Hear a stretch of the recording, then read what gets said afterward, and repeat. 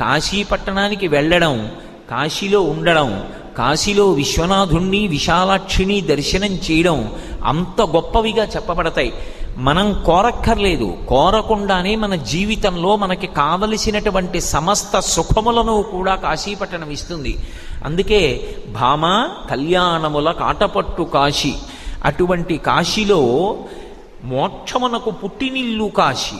అసలు కాశీపట్టణంలో మోక్షం పుట్టింది.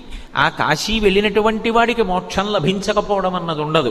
కాశీపట్టణంలో శరీరం విడిచిపెట్టినటువంటి వాడికి పరమశివుడు వచ్చి తారక మంత్రాన్ని ఎలా ఉపదేశం చేస్తాడు, ఎలా మోక్షాన్ని ఇస్తాడు అన్న విషయాన్ని నిన్ననే నేను మీతో మనవి చేసి ఉన్నాను.